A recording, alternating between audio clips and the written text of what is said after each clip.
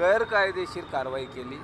माझा म्हणणं एवढाच होता या मूक मोर्चावर की तुम्ही जे काही ऑफेन्सेस रजिस्टर्ड केले, प्रशासकीय व्यवस्थेमध्ये आता झालेले ऑफेन्सेस काही काढता येत नाही, म्हणून ह्या भारताचे आम्ही नागरिक असताना प्रशासनामध्ये जास्त प्रेशर न करता तो प्रोसिजर आम्ही त्यांना सांगितलं की फॉलो करा, परंतु त्यांना समजून दिलं की तुम्ही आनंद फानंदमध्ये आणि कोणत्याही दबावामध्ये हे ऑफेन्स रजिस्टर्ड केलेले आहे।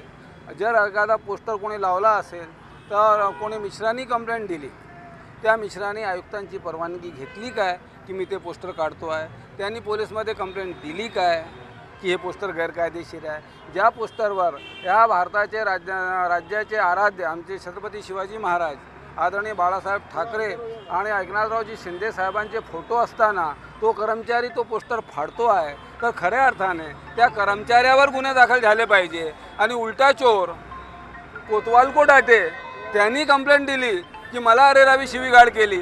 जर ह्या राज्यामध्ये छत्रपती शिवाजी महाराजांचे पोस्टर कोणी फाडले तर हे पूर्ण शिवसैनिक त्यांच्यावर गुन्हे दाखल केल्याशिवाय राहणार नाही, कोणाच्या बापाची ताकद नाही। शिवाजी महाराज दबावाखाली हे सर्व करावं लागते आणि माझा हा सुस्पष्ट हा मूक मोर्चा आहे। आम्हाला प्रशासकीय व्यवस्थेमध्ये कोणताही व्यत्यय आणायचा नाही, परंतु जी काही कारवाई झालेली आहे पोलीस स्टेशनमध्ये ती गैरकायदेशीर, असंवैधानिक, कायद्याला घेऊन नसलेली आणि कोणाच्या दबावावर झालेली आहे। जर तो अधिकारी इथं येऊन एवढी मास करत असेल की तो ऑफेन्स रजिस्टर करत असेल तर त्यांनी याच्याकडून पैसे मागितले असेल की मी पोस्टर काढत नाही, मला एवढे पैसे द्या, तर याच्यावर आपण कारवाई करणार काय?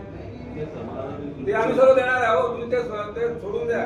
156(3) आता तुम्हाला मोकळी केला असेल पोलिसांना सर्वांना तर 156(3) मध्ये जाऊ शकतात, परंतु हा आमचा मूक मोर्चा आहे।